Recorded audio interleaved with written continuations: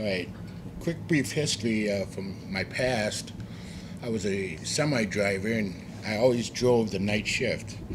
And as anyone can imagine, to help you stay awake, you would listen to the radio. And you realize after a while, these radio stations are playing song after song after song, but they're doing it all over again. They recycle the same songs. So you get tired of listening to the songs all the time. So I used to drive from the northern Wisconsin all the way to the southern Wisconsin, and then turn around and come back. This is nighttime shift all the time for 28 years. Well, after getting tired of the songs, you start searching for someone talking on the radio to help you stay awake. I run across The World Tomorrow, Herbert Armstrong. Then I would get home early in the morning, and apparently the time slot that they chose was that time, and I would find Herbert Armstrong, and right after that, there's another guy talking just like him. It was Garner Ted. Well, I visited the two churches, and I kept realizing now I realize that I was being drifted and pointed to the direction of our truth that we know today. But so I wanted to comment on, since we're in the Passover season. Years ago, I came across these scriptures that stirred something inside of me. I'm sure most of you all had that same experience when you first came into the truth. So in Romans chapter 7,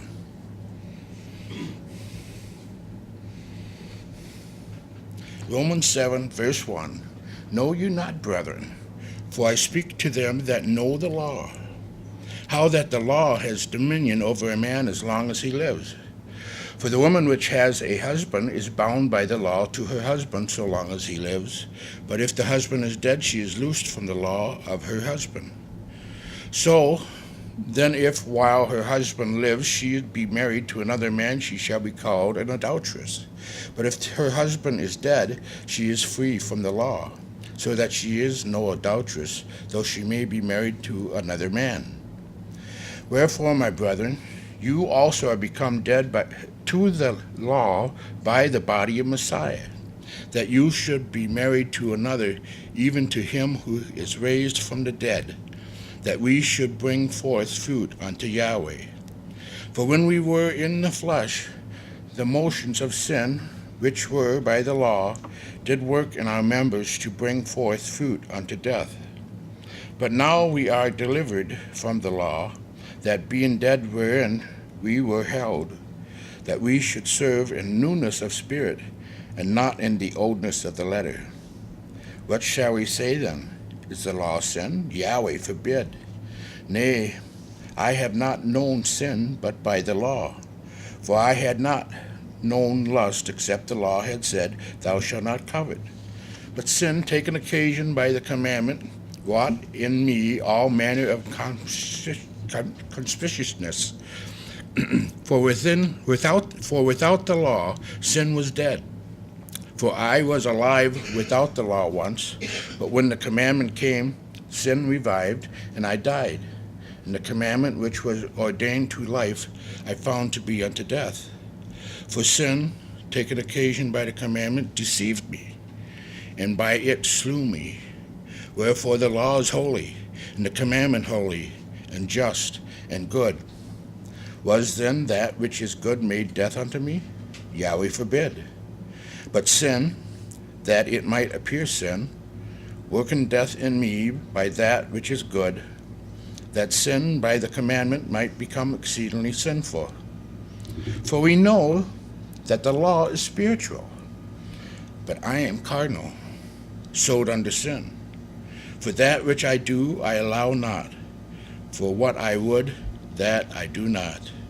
But what I hate, that I do. If then I do that which I would not, I consent unto the law that it is good. Now then, it is no more I that do it, but sin that dwells in me. For I know that in me, that is, in my flesh, dwells no good thing. For to will is present with me, but how to perform that which is good I find not. For the good that I would, I do not, but the evil which I would not do, that I do. Now if I do that, I would not. It is no more I that do it, but sin that dwells in me. I find in a law that when I would do good, evil is present within me. For I delight in the law of Yahweh after the inward man. But I see another law in my members, warring against the law of my mind, and bringing me into captivity to the law of sin which is in my members. O wretched man that I am, who shall deliver me from the body of this death? I thank Yahweh through Yeshua Messiah our Lord. So then, with the mind I myself serve the law of Yahweh, but with the flesh the law of sin. There is therefore now no condemnation to them which are in Messiah Yeshua, who walk not after the flesh, but after the Spirit. For the law of the Spirit of life in Messiah Yeshua has made me free from the law of sin and death. For what the law could not do, in that it was weak through the flesh, Yahweh sending his own Son in the likeness of sinful flesh, and for sin, condemned sin in the flesh, that the righteousness of the law might be fulfilled in us, who walk not after the flesh, but after the Spirit. For they that are after the flesh do mind the things of the flesh, but they that are after the Spirit, the things of the Spirit. For to be carnally minded is death, but to be spiritually minded is life and peace. Because the carnal mind is enmity against Yahweh, for it is not subject to the law of Yahweh, neither indeed can be. So then, they that are in the flesh cannot please Yahweh. But you are not in the flesh, but in the Spirit, if so be that the Spirit of Yahweh dwells in you. Now if any man have not the Spirit of Messiah, he is none of his. And if Messiah be in you, the body is dead because of sin, but the Spirit is life because of righteousness. But if the Spirit of him that raised up Yeshua from the dead dwell in you, he that raised up Messiah from the dead shall also quicken your mortal bodies by his Spirit that dwells in you. Therefore, brethren, we are debtors not to the flesh, to live after the flesh. For if we live after the flesh, you shall die. But if you through the Spirit do mortify the deeds of the body, you shall live. For as many as are led by the Spirit of Yahweh, they are the sons of Yahweh. For you have not received the spirit of bondage again to fear, but you have received the Spirit of adoption, whereby we cry, Abba, Father. The Spirit itself bears witness with our spirit that we are the children of Yahweh. I want you to ponder these scriptures. John 18, verse 1. When Yeshua had spoken these words, he went forth with his disciples over the brook Kedron, where was a garden, into which he entered, and his disciples, and Judas also, which betrayed him, knew the place. For Yeshua ofttimes resorted there with his disciples. Judas then, having received a band of men and officers from the chief priests and Pharisees, not from the Romans, came there with lanterns and torches and weapons. Yeshua, therefore, knowing all things that should come upon him, went forth and said unto them, Whom you seek? They answered him, Yeshua of Nazareth. Yeshua said unto them, I am he. And Judas also, which betrayed him, stood with them. As soon then as he had said unto them, I am he, they went backwards and fell to the ground. Then asked he again, Whom you seek you? And they said, Yeshua of Nazareth. Yeshua answered, I have told you that I am he. If therefore you seek me, let these go their way, that the saying might be fulfilled which he spoke, of them which thou givest me have I lost none. Then Simon Peter, having a sword, drew it and smote the high priest's servant, and cut off his right ear. The servant's name was Malchus. Then said Yeshua unto Peter, Put up thy sword into thy sheath. The cup which my Father has given me, shall I not drink it? Then the band and the captain and officers of the Jews took Yeshua and bound him, and led him away to Ananias first, for he was father-in-law to Caiaphas, which was the high priest that same year. Now Caiaphas was he which gave counsel to the Jews that it was expedient that one man should die for the people. And Simon Peter followed Yeshua, and so did another disciple. That disciple was known unto the high priest, and went in with Yeshua into the palace of the high priest. But Peter stood at the door without. Then went out that other disciple, which was known unto the high priest, and spoke unto her that kept the door, and brought in Peter. Then says the damsel that kept the door unto Peter, Art not thou also one of this man's disciples? He says, I am not. And the servants and officers stood there, who had made a fire of coals, for it was cold. And they warmed themselves, and Peter stood with them, and warmed himself. The high priest then asked Yeshua of his disciples and of his doctrine. Yeshua answered him, I spoke openly to the world. I ever taught in the synagogue and in the temple, whether the Jews always resort, and in secret have I said nothing. Why ask thou me? Ask them which heard me. What I have said unto them, behold, they know what I said. And when he had thus spoken, one of the officers which stood by struck Yeshua with the palm of his hand, saying, Answered thou the high priest so? Yeshua answered him, If I have spoken evil, bear witness of the evil. But if well, why smitest thou me? Now Ananias had sent him bound unto Caiaphas the high priest, and Simon Peter stood and warmed himself, and They said therefore unto him, Art not thou also one of his disciples? He denied it, and said, I am not. One of the servants of the high priest, being his kinsman, whose ear Peter cut off, says, Did not I see thee in the garden with him? Peter then denied again, and immediately the cock crew. Then led they Yeshua from Caiaphas unto the hall of judgment, and it was early, and they themselves went not into the judgment hall, lest they should be defiled, but that they might eat the Passover.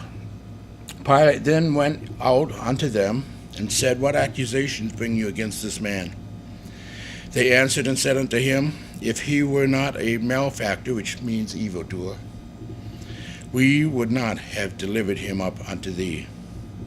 Then said Pilate unto them, Take you him, and judge him according to your law. The Jews therefore said unto him, It is not lawful for us to put any man to death, that the saying of Yeshua might be fulfilled, which he spoke, signifying what death he should die. Then Pilate entered into the judgment hall again, and called Yeshua, and said unto him, Art thou the king of the Jews? Yeshua answered him, Sayest thou this thing of thyself, or did others tell it thee of me? Pilate answered, Am I a Jew? Thy own nation and thy chief priest have delivered thee unto me. What hast thou done? Yeshua answered, My kingdom is not of this world.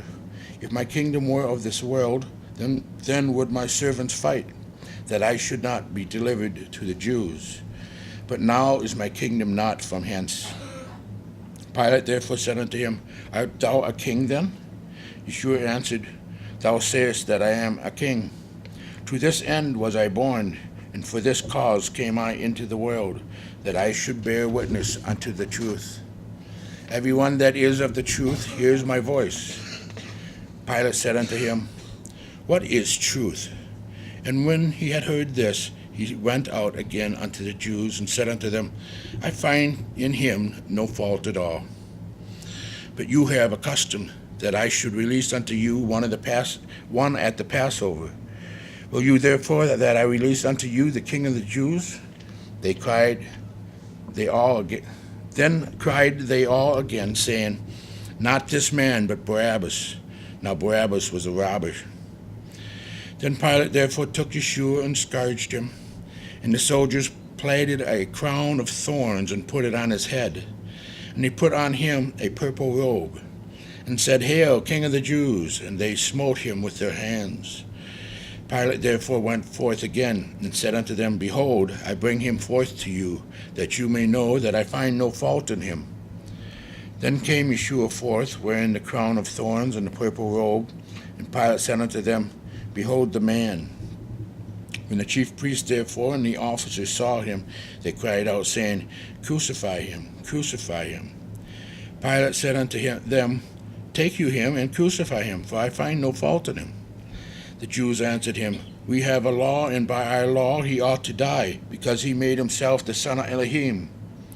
When Pilate therefore heard that saying, he was the more afraid, and went again into the judgment hall, and said unto Yeshua, Whence art thou? But Yeshua gave him no answer. Then said Pilate unto him, Speakest thou not unto me? Knowest thou not that I have power to crucify thee, and have power to release thee? Yeshua answered, Thou couldst have no power at all against me, except it were given thee from above. Therefore he that delivered me unto thee has the greater sin. And from thenceforth Pilate sought to release him. But the Jews cried out, saying, If thou let this man go, thou art not Caesar's friend. Whosoever makes himself a king speaks against Caesar.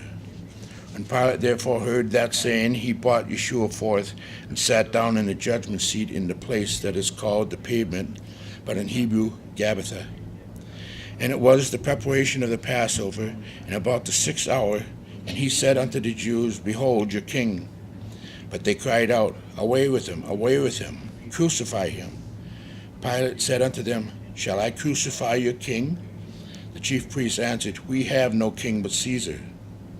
Then delivered he him, therefore, unto them to be crucified. And they took Yeshua and led him away. And he, bearing his stake, went forth into the place called the place of the skull, which is called in the Hebrew Golgotha, where they crucified him, and 2 others with him, on either side one, and Yeshua in the midst. Now crucify, when you see that, look it up. It's number 4717. It's Daru. It's a stake, not a cross. And it says to stake, drive down stakes, to fortify with driven stakes. And the last part is a metaphor to crucify the flesh, destroy its power utterly. The nature of the figure implying that the destruction is attended with intense pain. That's what happened to him. So back when I was first into the truth, I wrote this. And I always read it around this time of the year. What I think of when I eat unleavened bread is the crunching of the thorns into the crown and forced onto Yeshua's head. What I think of when I eat unleavened bread is the slap to Yeshua's face while blindfolded. Tell us, prophet, who hit you now? What I think of when I eat unleavened bread is the cracking of the whip against Yeshua's body, cutting his flesh open so you can count his bones. When I eat unleavened bread, I hear the sounds of the hammer pounding the nails.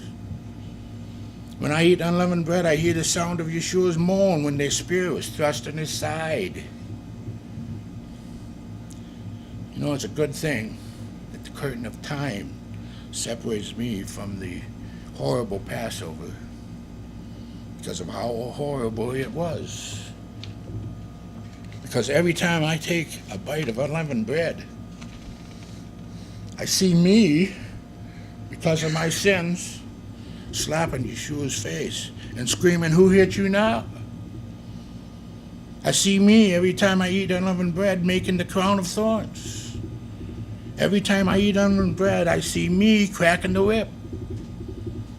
Every time I eat unleavened bread, it was me who slammed the spear into Yeshua's side. All because of my sins.